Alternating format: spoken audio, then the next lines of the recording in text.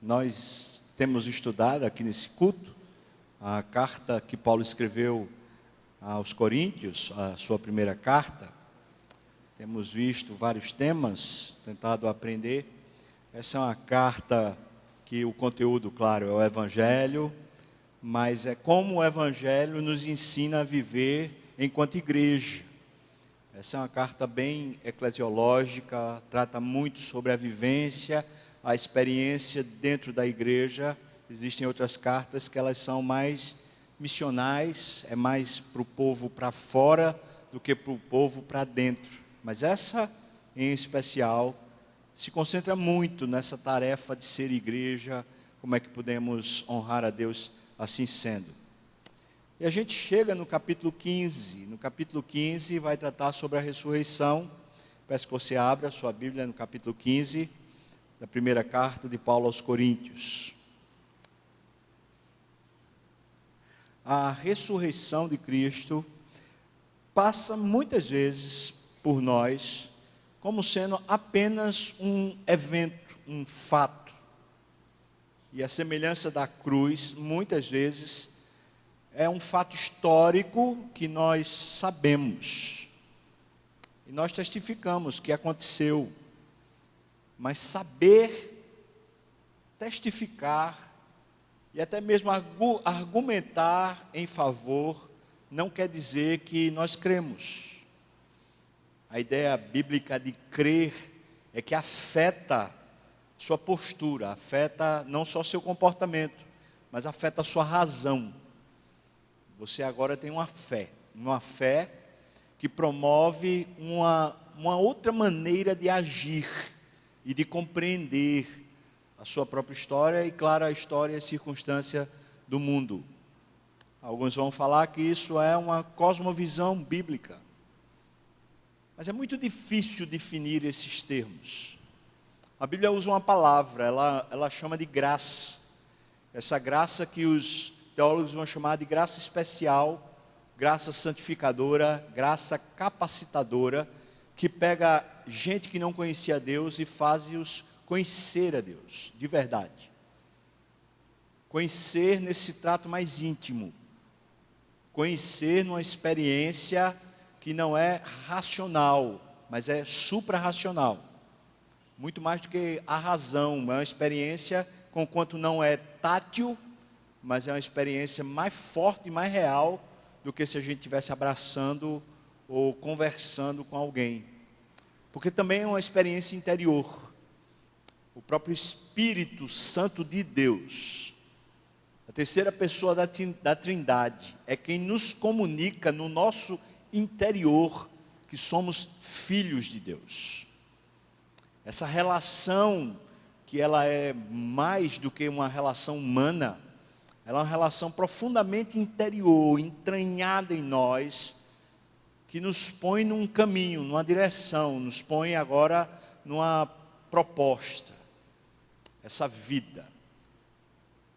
Os discípulos de Jesus, aqueles que formaram a primeira igreja, lá de Jerusalém, depois as outras igrejas que foram surgindo, eles tinham por certo, mas era uma coisa tão real para eles, a certeza de que Cristo estava no meio deles. E eles criam que eram indestrutíveis, que podiam fazer o que quisessem com eles, porque eles simplesmente não se abalariam.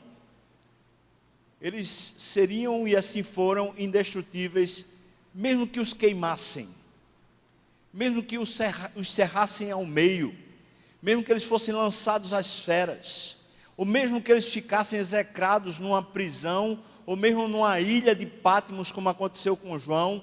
Isso pouco afetava a vida deles, porque eles sabiam que eram indestrutíveis. A ressurreição havia acontecido, e a ressurreição era uma realidade interior, e não apenas um fato na história.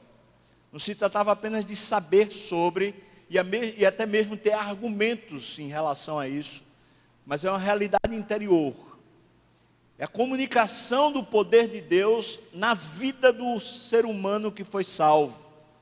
O mesmo poder que ressuscitou Jesus, esse poder da ressurreição, é o que fala sobre a ressurreição em 1 Coríntios 15. E esse texto lindíssimo de Paulo, tanto fala desse poder interno, como do fato. Se a gente não tiver bem apercebido do que Paulo está tratando, a gente confunde as ideias. Mas aqui tem uma dupla realidade. Uma realidade é o fato histórico, que Paulo se detém mais no começo, falando a respeito disso. Mas depois ele faz uma série de aplicações ou implicações interiores dessa realidade histórica, que agora não é só uma realidade histórica para quem crê, mas é uma realidade interior. É um poder que não lhe deixa simplesmente ficar sentado, assistindo à história. É um poder também que não lhe torna protagonista, mas lhe torna extremamente usado, mesmo na hora do desânimo, mesmo na hora daqueles vales que a gente passa, mesmo nessas horas, esse poder lhe levanta e lhe fortalece. Vamos ler o texto, 1 Coríntios, capítulo 15, é um texto bem extenso, mas extremamente poderoso. Fala assim para nós: irmãos, eu venho lembrar-vos o evangelho que vos anunciei, o qual recebeste e no qual ainda perseverais. Por ele também sois salvos, pelo evangelho, se retiverdes a palavra tal como vos-la preguei, a menos que tenhais crido em vão. Agora o argumento é sobre a ressurreição, então é possível crer em vão? Ele vai argumentar isso. Ele diz: antes de tudo, o que vos entreguei é o que também eu recebi, que Cristo morreu pelos nossos pecados, segundo as Escrituras, e que foi sepultado e ressuscitou ao terceiro dia, segundo as Escrituras. E apareceu a Cefas, e depois também apareceu aos 12. Depois ele foi visto por mais de 500 irmãos de uma só vez, dos quais a maioria sobrevive até agora, porém alguns já dormem ou já morreram. Depois ele foi visto por Tiago, e mais tarde por todos os apóstolos. E afinal, depois de todos, ele foi visto também por mim, como que por um nascido fora de tempo. Porque eu sou o menor dos apóstolos, que mesmo não sou digno de ser chamado apóstolo, porque eu persegui a igreja de Deus. Mas, pela graça de Deus, eu sou o que sou, e a sua graça que me foi concedida não se tornou vã. Antes, eu trabalhei muito mais do que todos eles, todavia não fui eu quem trabalhei, mas foi a graça de Deus comigo. Portanto, seja eu ou sejam eles, assim pregamos, e foi assim que crestes. Ora, se é corrente pregar-se que Cristo ressuscitou dentre os mortos, como, pois, afirmam alguns dentre vós que não há ressurreição de mortos? E se não há ressurreição de mortos, então Cristo não ressuscitou. E se Cristo não ressuscitou, é vã a nossa pregação e vã a vossa fé. E nós somos tidos por falsas testemunhas de Deus, porque temos asseverado contra Deus que ele ressuscitou a Cristo, o qual ele não ressuscitou, se é certo que os mortos não ressuscitam. Porque se os mortos não ressuscitam, também Cristo não ressuscitou. Ora, e se Cristo não ressuscitou, é vã a vossa fé e ainda permaneceis nos vossos pecados. E ainda mais, os que dormiram em Cristo, pereceram. Se a nossa esperança em Cristo se limita apenas a essa vida, nós somos os mais infelizes de todos os homens. Mas de fato Cristo ressuscitou dentre os mortos, sendo ele as primícias dos que dormem. Visto que a morte veio por um homem, também por um homem veio a ressurreição dos mortos. Porque assim como em Adão todos morrem, assim também todos serão vivificados em Cristo. Cada um, porém, por sua própria ordem. Cristo, as primícias, depois os que são de Cristo na sua vinda. E então virá o fim, quando ele entregar o reino a Deus e Pai, quando houver destruído todo o principado, bem como toda potestade e poder, por quem convém que ele reine até que haja posto todos os inimigos debaixo dos pés. O último inimigo a ser destruído é a morte, porque todas as coisas ele sujeitou debaixo dos pés, e quando diz que todas as coisas lhe estão sujeitas, certamente exclui aquele que tudo lhe subordinou. Quando, porém, todas as coisas lhe estiverem sujeitas, então o próprio Filho também se sujeitará àquele que todas as coisas lhe sujeitou, para que Deus seja tudo em todos. De outra maneira, o que farão os que se batizam por causa dos mortos? Se absolutamente os mortos não ressuscitam, então por que se batizam por causa deles que morreram? E porque também nós nos expomos a perigos a toda hora. Dia após dia morro. Eu protesto, irmãos, pela glória que tenho em vós outros, em Cristo Jesus, o nosso Senhor. Se como homem eu lutei em Éfeso com feras, que me aproveita isso? Ora, se os mortos não ressuscitam, comamos e bebamos, que amanhã morreremos. Não vos enganeis, as más conversações corrompem os bons costumes. Tornai-vos à sobriedade, como é justo, e não pequeis, porque alguns ainda não têm conhecimento de Deus, e isto eu digo para a vergonha vossa. Mas alguém dirá: como ressuscitam os mortos? E em que corpo vem? Insensato! O que semeais não nasce se primeiro não morrer. E quando semeias, não semeias o corpo que há de ser, mas o simples grão, como de trigo ou de qualquer outra semente. Mas Deus lhe dá o corpo como lhe aprouve dar, a cada uma das sementes, o seu corpo apropriado. Nem toda a carne é a mesma.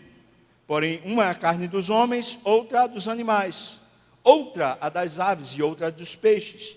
Também há corpos celestiais, os corpos terrestres. E sem dúvida, uma é a glória dos celestiais e outra dos terrestres. Uma é a glória do sol, outra é a glória da lua. E outra das estrelas, porque até entre as estrelas e estrelas há diferenças de esplendor. Assim também é a ressurreição dos mortos. Semeia-se o corpo na corrupção, ressuscita na incorrupção. Semeia-se em desonra, ressuscita em glória. Semeia-se em fraqueza, ressuscita em poder. Semeia-se corpo natural, ressuscita corpo espiritual. Se há corpo natural, há também corpo espiritual. Pois assim está escrito: o primeiro homem, Adão, foi feito alma vivente. O último Adão, porém, é espírito vivificante. Mas não é o primeiro o espiritual, e sim o natural, e depois o espiritual. O primeiro homem foi formado da terra e é terreno. O segundo homem é do céu. Como foi o primeiro homem o terreno, tais são também os demais homens terrenos. E como é o homem celestial, tais também os celestiais. E assim como trouxemos a imagem do que é terreno, devemos trazer também a imagem do celestial. Isto afirma, irmãos, que a carne e o sangue não podem herdar o reino de Deus, nem a corrupção herdar a incorrupção. Eis que vos digo um mistério: nem todos dormiremos, mas transformados seremos todos. No momento, num abrir e fechar de olhos, ao ressoar da última trombeta. A trombeta soará, os mortos ressuscitarão incorruptíveis, e nós seremos transformados. Porque é necessário que este corpo incorruptível se revista da incorruptibilidade, e que o corpo mortal se revista da imortalidade. E quando este corpo corruptível se revestir da incorruptibilidade, e o que é mortal se revestir da imortalidade, então se cumprirá a palavra que está escrita: tragada foi a morte pela vitória. Você pode ler comigo agora do 55 até o final, vamos lá?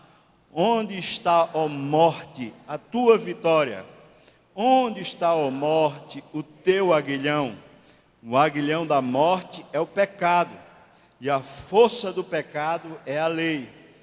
Graças a Deus que nos dá a vitória por intermédio de nosso Senhor Jesus Cristo. Portanto, meus amados irmãos, sede firmes e inabaláveis e sempre abundantes na obra do Senhor, sabendo que no Senhor o vosso trabalho não é vão. Amém. Vamos orar, irmãos. Senhor, nos abençoe, tenha misericórdia, Pai. Um texto tão lindo e tão poderoso, nos ajude a nos apropriarmos, Senhor, a crermos, aumenta a nossa fé. O Senhor sabe que eu estou aqui numa fraqueza imensa. O Senhor sabe, o Senhor vê, o Senhor entende disso. Então eu peço que o Senhor me capacite, me tome nas suas mãos e faça a tua vontade aqui no nosso meio. Abençoa teu povo também, Senhor. Todos aqui possam ouvir tua voz, já na leitura da palavra e na medida que ela for se comunicando conosco, por favor, nos capacite, Senhor. No nome de Jesus, amém e amém. Ok, como é que temos estudado? Nós estamos seguindo aqui na primeira carta de Paulo aos Coríntios e vamos estudando alguns assuntos dessa linha geral que é discernindo o corpo de Cristo, que é a igreja. Então a gente viu, nos primeiros capítulos ele fala sobre a infantilidade espiritual, dizendo que a igreja estava dividida justamente por facções ideológicas. Depois, falsos líderes ensinando na igreja uma ideologia e não o evangelho, no capítulo 3º. Depois, Paulo esclarece um pouco para a igreja o que é a vida pastoral, o que é o ministério pastoral. Depois fala sobre a necessidade de haver disciplina dentro da igreja, senão a igreja se perverte, fica pior até do que o mundo, é isso que ele usa no capítulo 5º.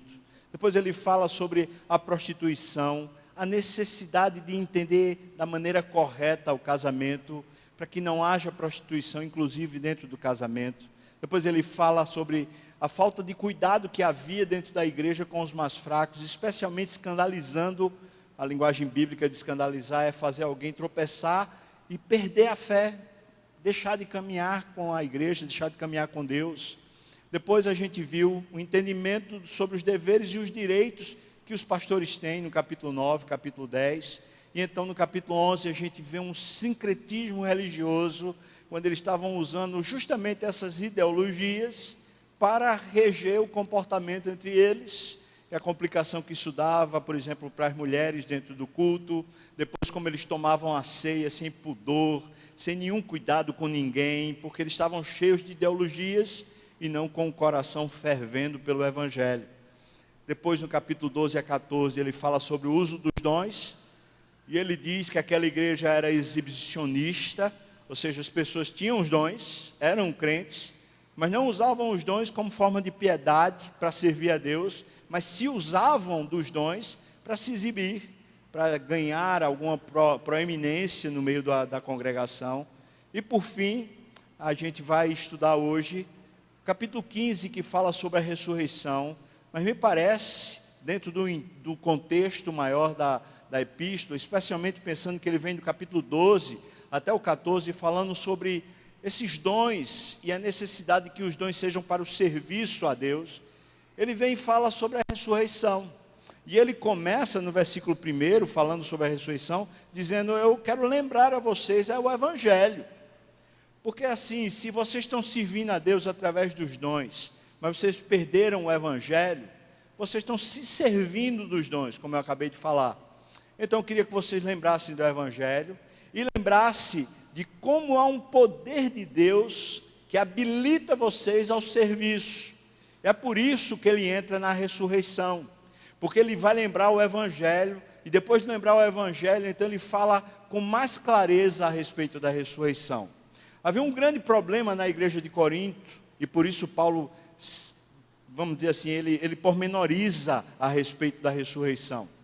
É que os gregos, eles não acreditavam que era possível alguém ressuscitar.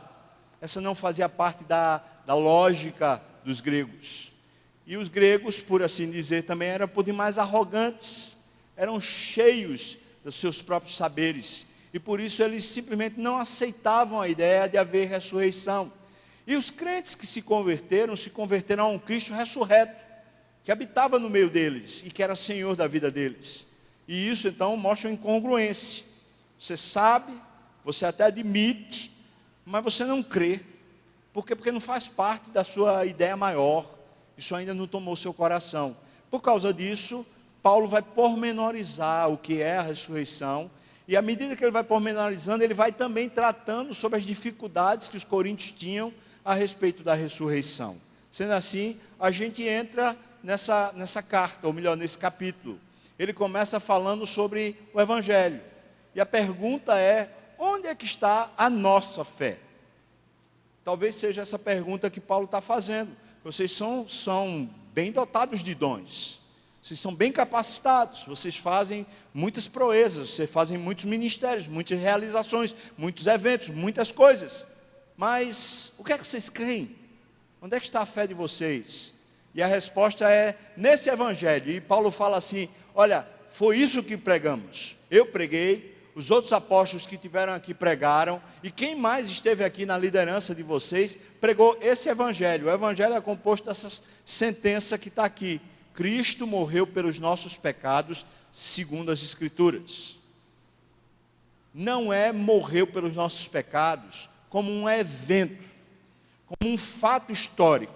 É em conformidade com as Escrituras, ou seja, em conformidade com uma realidade espiritual, e não simplesmente terrena, conquanto ela possa ser aferida na terra.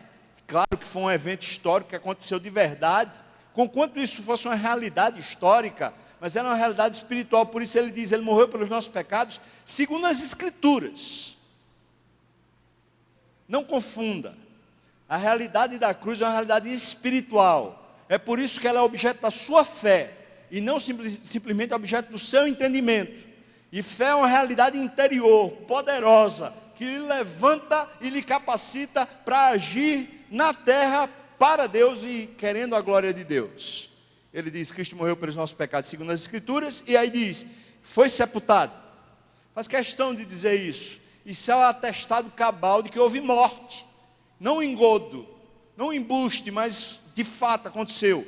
Então ele foi sepultado e ressuscitou ao terceiro dia, segundo as Escrituras.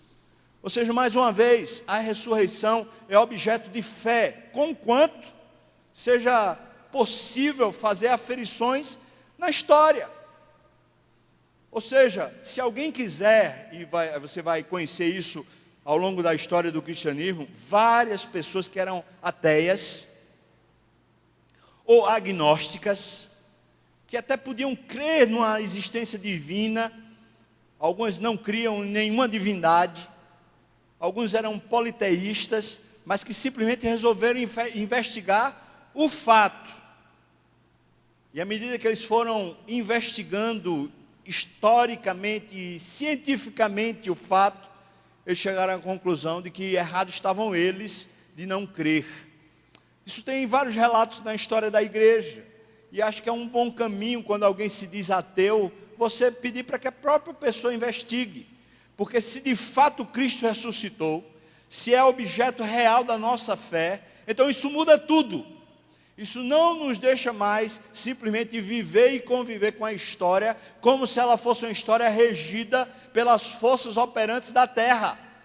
Porque a ressurreição é a revelação mais clara de que é um poder superior, e que não tem limite para esse poder, que nada se interpõe a ele, que nada consegue simplesmente subjugá-lo.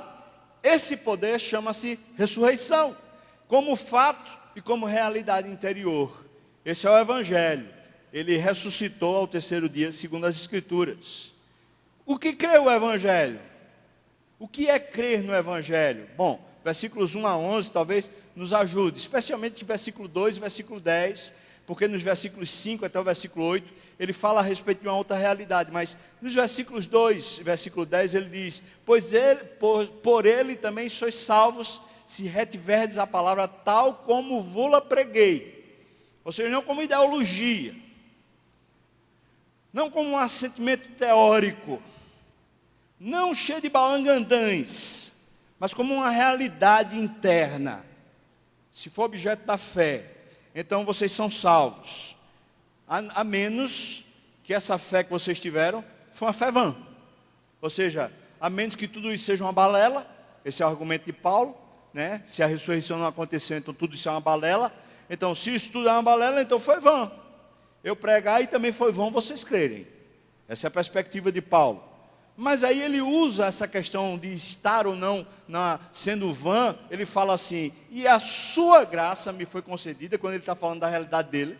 Ou seja, essa fé me alcançou, esse evangelho me alcançou, eu que era um incapaz, na verdade um perseguidor da igreja, que não tinha competência nem direito de ser apóstolo, mas fui feito apóstolo. Ele diz: e a sua graça que me foi concedida não se tornou vã, pelo menos em mim não foi vã. Se foi vã em vocês, eu não sei, mas em mim essa fé não foi vã. E qual é o testificado que ele dá de que essa graça não foi vã para ele? E é o ponto da argumentação de Paulo em 1 Coríntios 15, ou seja, não é vã, sabe por quê? Porque eu trabalhei muito mais do que todos eles. Ou seja, esse negócio não é para mim um assentimento teórico. Não é razão, isso é pulsação, isso é sangue, isso é energia, isso é vitalidade. Eu simplesmente vivo por isso. Eu trabalho, eu me esforço, eu me engajo, eu me comprometo, porque existe essa realidade dentro de mim. Em mim não foi vão. Talvez esse seria o ponto para a gente começar a perguntar: o evangelho para você é poderoso? Opera dentro de você? E quando falo operar, existem alguns campos que são definidos por Paulo, por exemplo, lá aos Filipenses que lemos aqui no começo do culto. Por exemplo, ajudando-nos a vencer os pecados ou os hábitos pecaminosos. Uma outra questão, esse poder ajudando-nos a levantar quando nós estamos desanimados. Quando estamos sem esperança, sem alegria, esse poder revitaliza você, porque ele lembra de que história você participa, a quem você pertence, pelo que você trabalha, pelo que você se esforça. É esse poder, uma realidade interior. E Paulo coloca isso tanto na carta aos Efésios, como ele coloca isso na carta aos Filipenses. Ele fala: essa graça, ou seja, o evangelho, para mim não foi vão. Agora eu não sei para vocês. Vocês receberam, foi esse evangelho que me alcançou. Em mim não foi vão, agora em vocês. Então Paulo está dizendo em outras palavras: se o evangelho alcança alguém de verdade, essa pessoa passa a ser operosa na fé. Ela se engaja, ela se compromete. Ela é uma pessoa que na igreja, ela participa de verdade. Ela não só participa de culto, não. Ela está engajada, comprometida com o corpo para abençoar uns aos outros, tendo em vista todos os 14 capítulos anteriores. Ou seja, ele está argumentando essa história, e agora ele está dizendo: essa graça foi concedida em mim e não se tornou vã, porque eu trabalho. E eu trabalho para beneficiar a própria igreja. Esse é o meu comprometimento. Então ele vem aqui. A dúvida seria, as dúvidas sobre a ressurreição. Por que a ressurreição existe? Já que os coríntios não acreditavam, ou melhor, os gregos, e Corinto é uma cidade grega, então, já que os gregos não acreditavam na ressurreição, Paulo parte do pressuposto que ele precisa argumentar a respeito da necessidade de haver ressurreição. Então, por que existe a ressurreição? Agora vem do versículo 5 em diante, ele fala: porque primeiro, 5 a 8, é porque é um fato histórico. A verdade é que aconteceu e houve muitas testemunhas. Isso não foi uma coisa que foi dito de boca em boca. Isso foi um fato real. E o ponto é, isso não é uma prova científica, mas é um fato cabal, é um fato histórico, é um fato jurídico. Havia testemunhas. E não poucas. Ele fala Cefas primeiro, depois também os 12 apóstolos, depois ele fala 500 testemunhas que viram de uma só vez, e depois ele fala: eu também vi. Eu, nascido fora de tempo, também vi ele ressurreto. Então, assim, vocês podem dizer o que vocês quiserem. A realidade é que aconteceu. Primeiro, por que a ressurreição existe? Primeiro, é porque é um fato. Ponto. E é óbvio que a gente está há 2000 anos dessa história. E nesses 2000 anos, você tem uma série de artigos, mas muitos artigos teológicos e científicos a respeito da ressurreição. E é claro que existe uma série de boatos e uma série de escritos falando que ele não ressuscitou. Mas todas as teorias com as quais lida na não ressurreição de Cristo já caíram por terra. 2000 anos e esse fato continua incólume. Ninguém conseguiu derrubar o fato. Eu estou falando aqui na linha de Paulo, eu não estou falando nem pelo objeto da fé, ele é pelo objeto puro da razão. Como é que se derruba o fato, se ele é um fato histórico? Mas esse não é o ponto que nos salva. Ou seja, alguém pode até chegar e dizer, tá, eu acredito, mas eu não creio. Ou seja, eu acredito porque para mim isso é uma história real. Mas isso não faz nada comigo. Eu não me comprometo com Cristo, nem me comprometo com a igreja, porque eu sei disso, ou porque eu acho que isso está sendo verdade. Então vem a segunda pergunta. Por que é condição sine qua non para a salvação? Ou melhor, por que a ressurreição existe? Letra B, é porque é uma condição sine qua non para a salvação. Se você crê, não se acredita, mas se crê, isso interfere na sua vida. E as argumentações de Paulo todas vêm nessa linha. Ele fala aqui, por exemplo, versículo 13, se não a ressurreição dos mortos, então é óbvio, Cristo não ressuscitou. E aí ele segue, ponto 2, se Cristo não ressuscitou, primeiro, a gente prega em vão, e segundo, a fé também é vã. Ou seja, não há salvação. O ponto é esse. Se não houve ressurreição, não há salvação. Por mais que a história da cruz seja uma história profunda, bela, e por mais que até historicamente seja muito mais fácil de aceitar o relato da crucificação de Cristo, o fato é que se ele não ressuscitou, você não tem o poder de Deus operando em você. Se ele não ressuscitou, você não tem a garantia e a realidade de uma nova vida. Se ele não ressuscitou, você não está assentado com ele nas regiões celestiais. Porque ele faliu. Porque ele ficou lá, no túmulo. E ele ficou morto.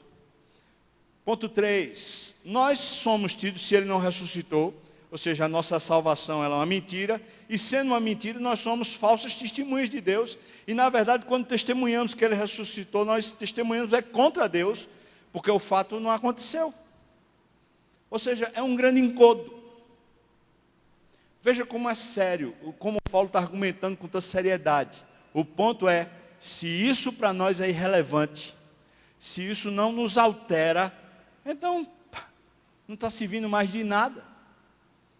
Depois o ponto 4, ele diz, se Cristo não ressuscitou, é vã a vossa fé e ainda permaneceis nos vossos pecados. É aqui que Paulo começa a enganchar a ideia de ressurreição conosco, e não simplesmente com o fato. Conquanto seja um fato histórico, mas esse negócio está diretamente ligado a nós. Mas como está ligado a nós? É porque se ele ressuscitou, existe vitória na nossa vida prática contra o pecado. Mas se ele não ressuscitou, a gente está só enganando a nossa própria consciência e os pecados continuam vencendo-nos. Essa é a ideia.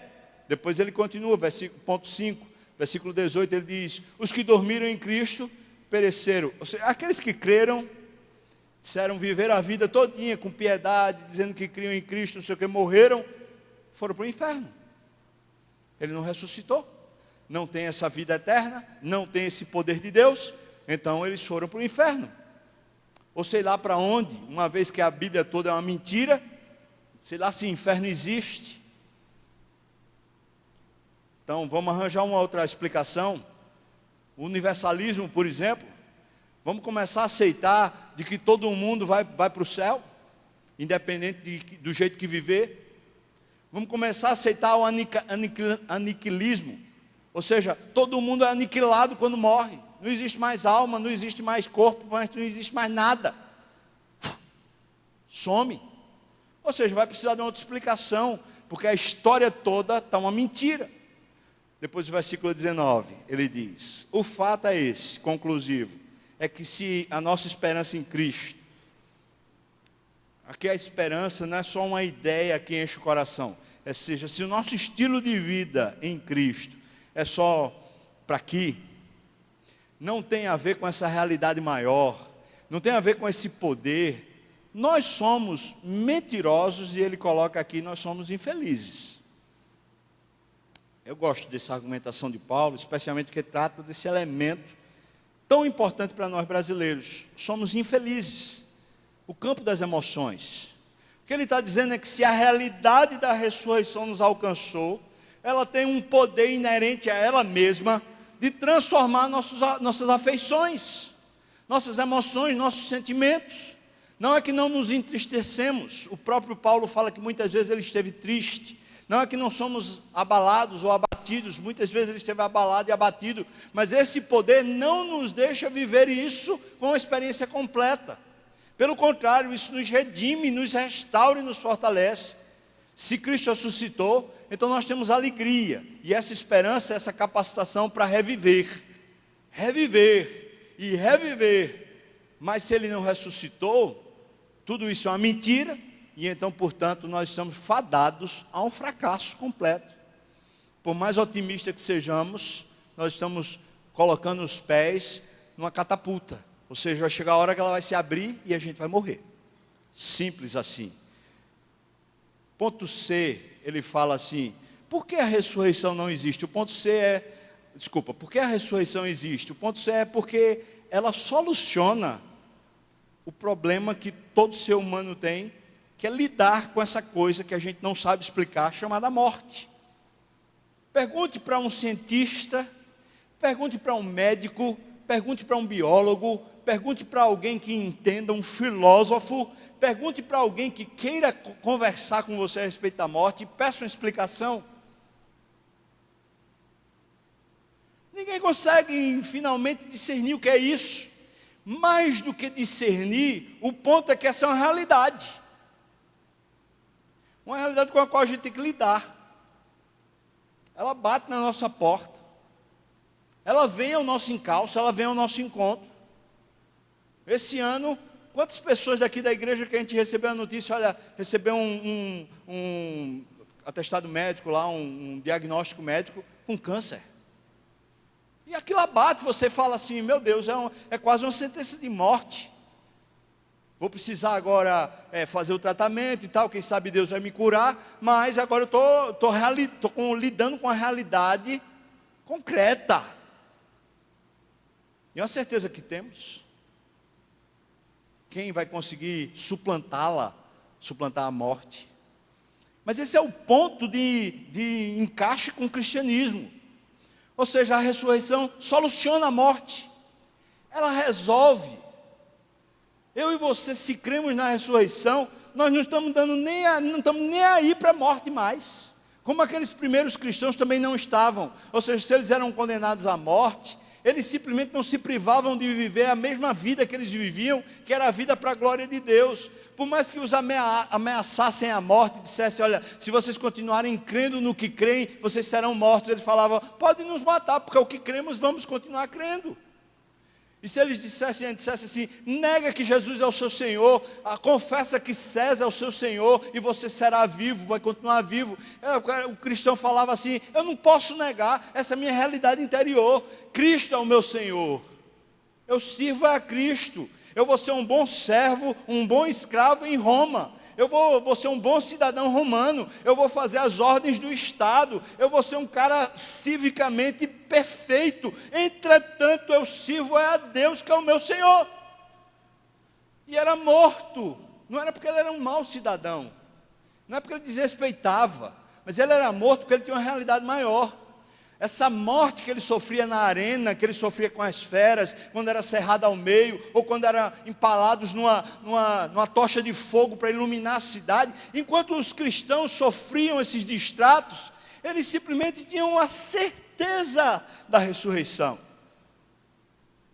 E essa certeza é poderosa para dizer para eles assim, você pode fazer o que quiser, eu sou imortal, a morte não me domina mais. Pensa nisso, irmão. Não é que fiquemos indiferentes às situações de perigo. Eles também não ficavam indiferentes.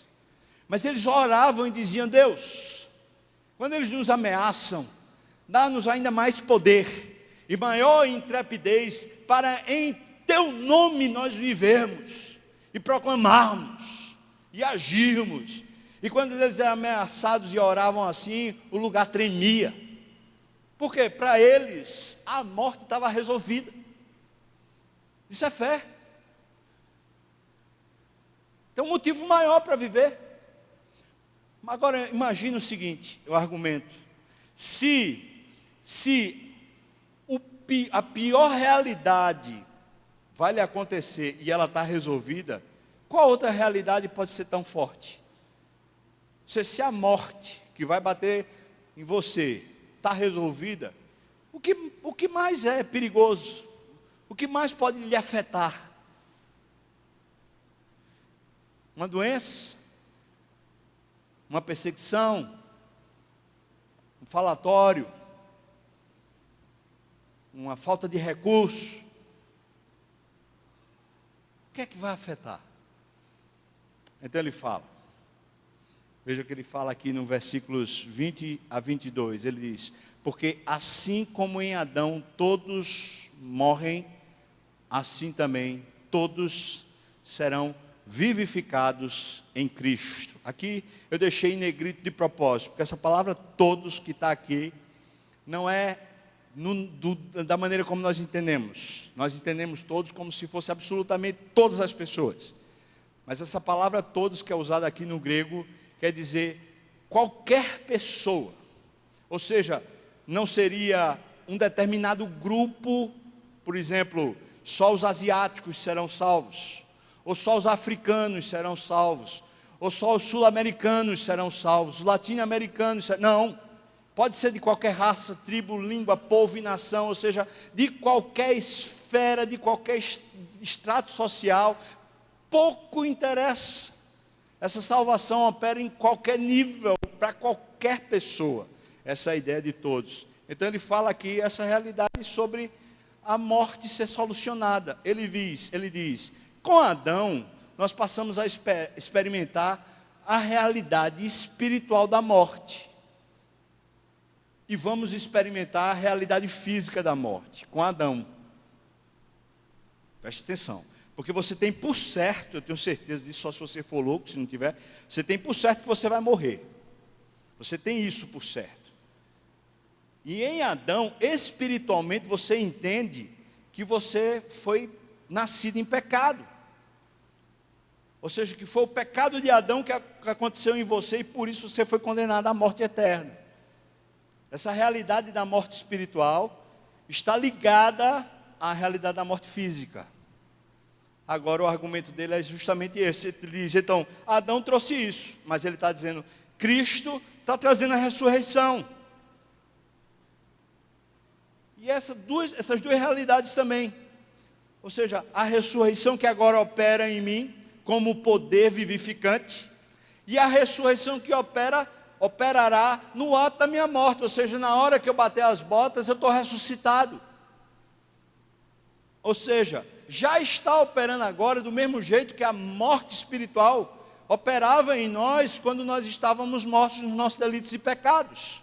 Mas a revelação espiritual trouxe para você o entendimento de que você estava morto. E à medida que você teve esse entendimento, quando você foi salvo em Cristo Jesus, você passa a ter um entendimento espiritual de que você agora está vivificado, transformado. Essa é a realidade espiritual, que será física. Quando será física? Quando você morrer fisicamente e ressuscitar. Você não vai ressuscitar espiritualmente mais, porque você ressuscitado já está espiritualmente. Mas passará a ser ressurreto também fisicamente. Esse é o argumento de Paulo, está solucionado. Se antes o pecado lhe vencia e dava rasteira aqui e ali, e lhe tornava escravo, agora você tem a ressurreição de Cristo que lhe libertou e lhe tornou vitorioso sobre o pecado e sobre as inclinações da sua própria carne. Mas agora, quando a carne morrer, você também provará na sua própria carne a ressurreição. Então o argumento é esse. Depois do versículo 23 a 28 ele diz, porque convém que ele, Cristo, reine, até que haja posto todos os inimigos debaixo dos pés. Ou seja, e ele diz que o último inimigo é a morte, e que a morte será vencida no sentido de que aqueles que morrem ressuscitam, então será vencida para todos nós. Mas também o sentido de que ela já foi vencida, porque ela já foi vencida espiritualmente para todos nós, se é que cremos. É por isso que o argumento de Paulo é, o Evangelho É só uma filosofia para você? Ou o Evangelho é uma realidade interior para você? Que lhe faz ter contentamento e vitalidade, mesmo no momento mais decrépito, ou nos piores momentos, nas crises maiores da sua alma. Deixa eu falar para você aqui, dar um pequeno testemunho pessoal. Quando passei uma grande ruptura na minha vida, estava no ministério, e de repente, o pastor saiu da igreja e eu era pastor auxiliar, eu saí junto. Aquele momento, muito inexperiente, muito novo, eu passei por uma ruptura que eu não tinha como lidar com ela. Eu não sabia como lidar com aquilo. E comecei a viver um luto profundo, uma perda profunda. E tinha a ver com o ministério, obviamente, tinha a ver com pessoas que eu amava, obviamente, mas também tinha a ver com a minha identidade. Comecei a pensar, quem é que eu sou?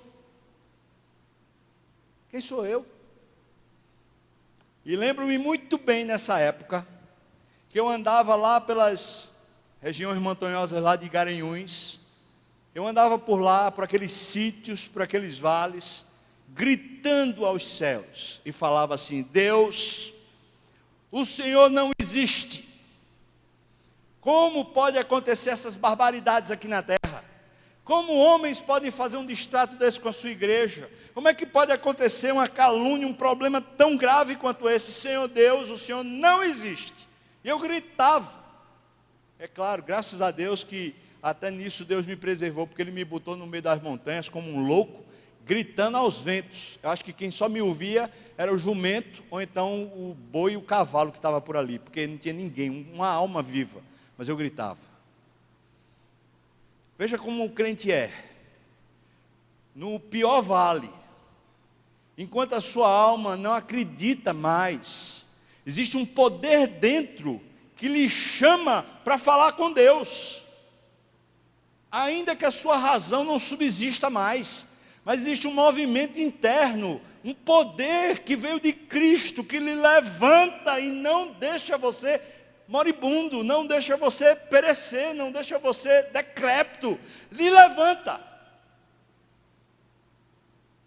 Aqueles dias que eu vou chamar de depressão, eu não sabia se era dia ou se era noite. Estou falando literalmente, eu não conseguia fazer a distinção entre a luz do dia e a escuridão da noite. Para mim tanto fazia. Eu estava em estado de torpe, eu estava perdido. Era a alma estava na morte. Mas ao mesmo tempo havia um poder dentro de mim que me levantava e me levava para Deus. Essa é a experiência de quem crê, irmão. Não é a experiência de quem sabe, porque a pessoa que sabe apenas, só tem argumentos lógicos, mas não tem uma fé interior. Quando chega na hora do problema grande, na hora da perda grande, na hora do luto grande, a pessoa simplesmente esmaece e fala assim: não quero mais. Larga a igreja, larga o evangelho, larga os amigos, larga a caminhada, larga a carreira, abandona tudo, porque não crê. Sabe, acredita, mas não crê. Versículos 29 ao versículo 30, então ele diz assim, por favor, dê uma olhada. Versículos 29 ao versículo 30. Agora falando sobre as implicações da ressurreição.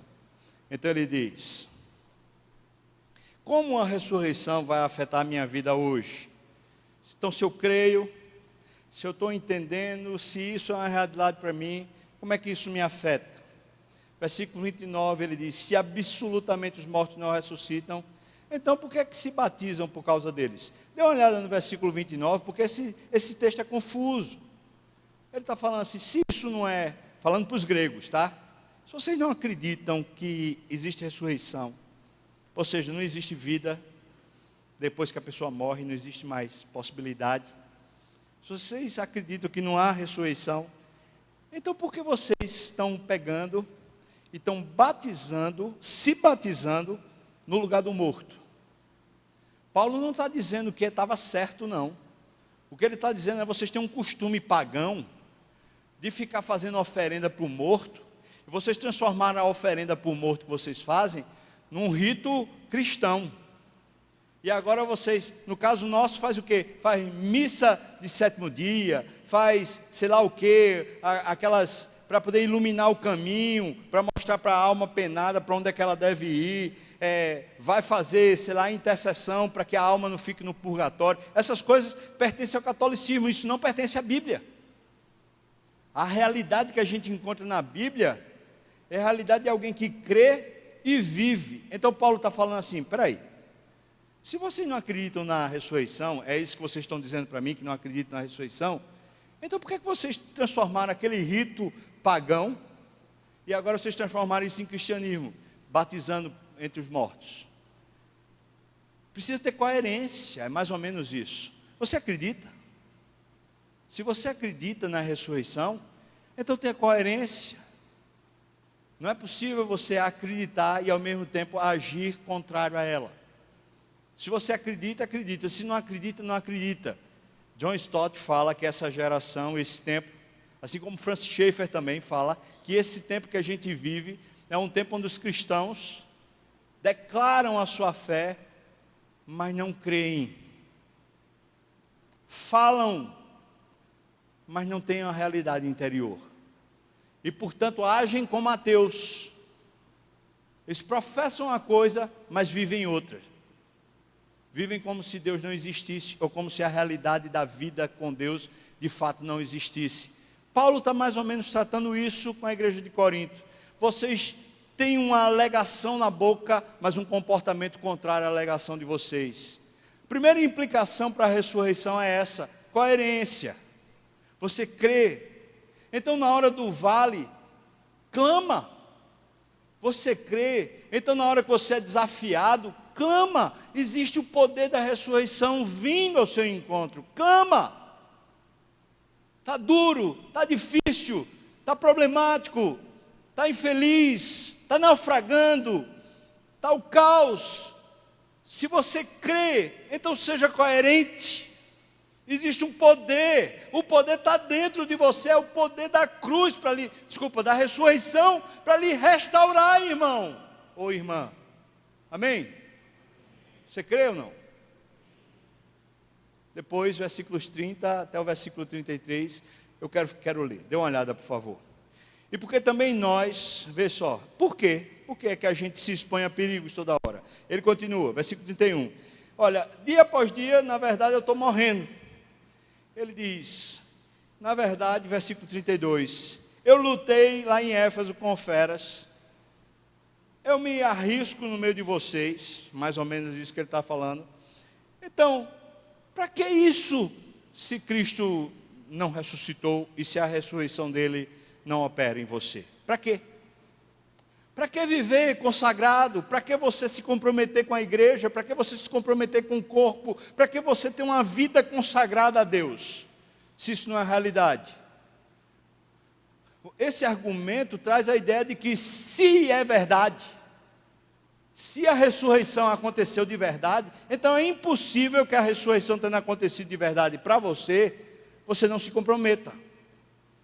Pessoas que não têm comprometimento estão testificando na vida a incoerência de que dizem uma coisa, mas vivem outra. Porque alguém que crê se compromete. É por isso que Paulo diz, eu me arriscava no meio das feras, eu ponho a minha vida em jogo, eu muitas vezes passava problema no meio de vocês, e continuo passando porque eu creio. Em outras palavras, irmão, se você crê na ressurreição, não pode, no nome de Jesus, permanecer na margem da igreja. Você crê, então se compromete. Você crê, você tem que se dispor a sofrer, tem que se dispor a servir, tem que se dispor a se engajar, tem que se dispor a se comprometer. Outro tempo, uma senhora veio falar comigo, falando que o marido... Ela estava tendo muitos problemas com o marido, e por causa desses muitos problemas com o marido, ela disse que estava querendo se divorciar. E ela me deu o histórico. Quando me deu o histórico, eu falei, você tem razão. Tem quem suporte um homem desse, não. Tem razão. O problema é que a gente cristão vive uma vida além da razão. A gente vive uma vida de fé. Se você seguir só sua razão, você está certinha. Abandona esse homem e vai embora. Mas a gente cristão, a gente vive pela fé.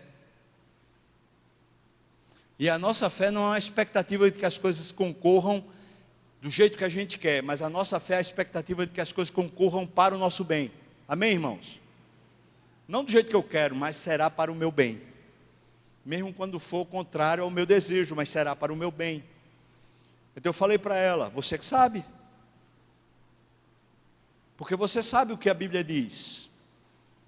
Diz sobre casamento e diz sobre divórcio. Você sabe. Você também sabe o que você crê. Porque pela sua razão, ou pela razão de qualquer um, quem olhar para o seu testemunho vai dizer, você não merece isso. Você não merece isso. Ou seja, se não se aplica a um comprometimento, se não se aplica, então onde é que está a nossa fé? Se a ressurreição não nos faz comprometido com a vida de Deus, se não nos faz comprometido com a igreja, então qual é o testemunho que você tem para dizer que você é crente? Só porque você sabe? Vou dizer para você, esse saber seu está lhe levando para o inferno. Porque só saber e não se comprometer é sinal de que você de fato ainda não crê. É o argumento de Paulo. Versículo 34 ele diz, eu vou parar aqui. Tornai-vos a sobriedade, como é justo, e não pequeis, porque alguns ainda não têm conhecimento de Deus, e digo isso para a vergonha de vocês. O último ponto que ele fala aqui, domingo que vem eu continuo, porque é muito longo o texto. O último ponto que ele diz aqui é, se a ressurreição aconteceu, então pelo amor de Deus, vá viver condignamente essa ressurreição. Eu vou dizer até mais, se aconteceu, é óbvio que existe um poder dentro de você, maior do que você mesmo, maior do que a sua incompetência, e maior do que os seus vacilos, é maior do que as suas condições, é a ressurreição de Cristo operando em você. Então o que é que ele está dizendo? Se você crê, então viva a santidade. Não está dizendo para você buscar a santidade não, irmão. Não está dizendo para você se esforçar não, o que ele está dizendo é, ou seja, se incline de volta para aquilo que você é. Você crê, a ressurreição aconteceu.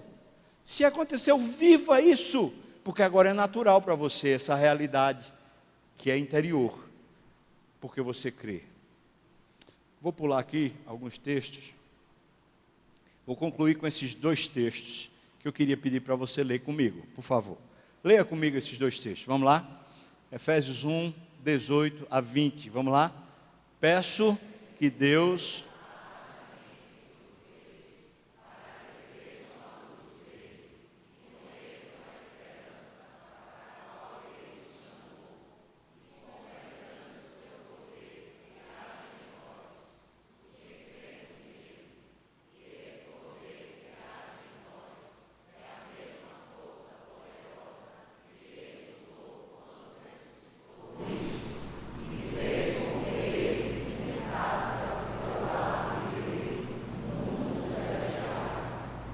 Veja que Paulo está dizendo, eu oro por isso.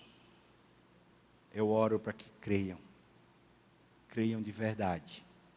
Em Filipenses, não é uma oração, é um testemunho. Porque alcançou, a salvação alcançou Paulo. E porque alcançou Paulo, ele tem uma nova vida. Então ele diz isso que está aqui, versículos 10 e 11. Por favor, vamos ler juntos? Tudo o que eu quero é...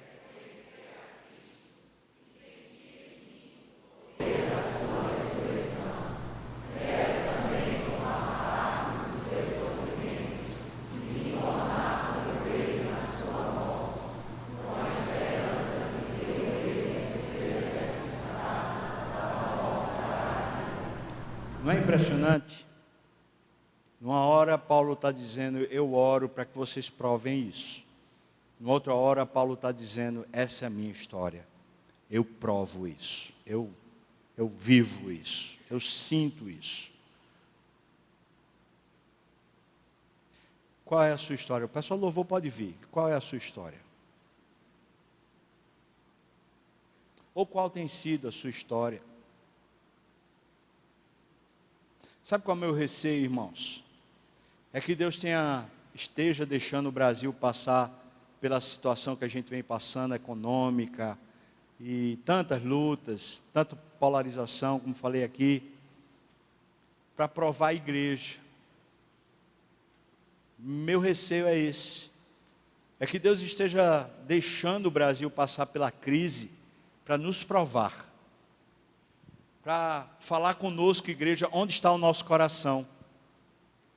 Se a gente está alegre por causa da riqueza, por causa do dinheiro, se a gente está alegre por causa da pujança econômica do país, por causa da capacidade do Brasil diante do mundo, ou se a gente é feliz como cristão por causa dele. E os momentos de crise, eles servem muito mais a nós cristãos do que os momentos de ápice. Esses momentos que a gente tem passado. Eu não sei, nenhum de nós sabe, nem ninguém pode prever, exceto Deus, o que vai acontecer agora no final do ano, no começo do ano que vem. A gente não sabe se o Brasil vai começar a crescer financeiramente. A gente não sabe se vai ter um cataclisma no Brasil, uma guerra civil. A gente não tem a mínima ideia. E se o Brasil começar a enriquecer? Se o Brasil começar a ter prosperidade? Ou melhor, se a prosperidade bater você, chegar em você, e você começar a ficar rico e próspero, você vai ser feliz?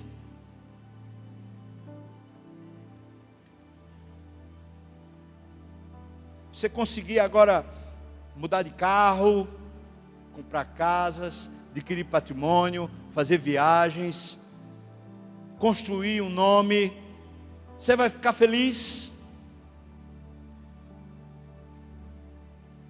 Mas e se houver uma guerra civil no Brasil?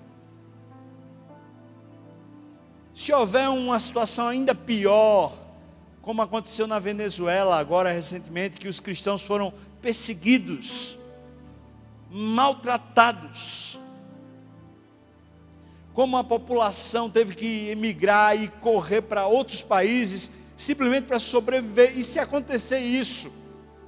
Se acontecer o que aconteceu na Bolívia, quando a igreja, mais do que a própria sociedade, resolveu simplesmente se ajoelhar e clamar a Deus, para ser fiel a Deus no meio do sofrimento, e não simplesmente para que o país tivesse uma nova condição econômica.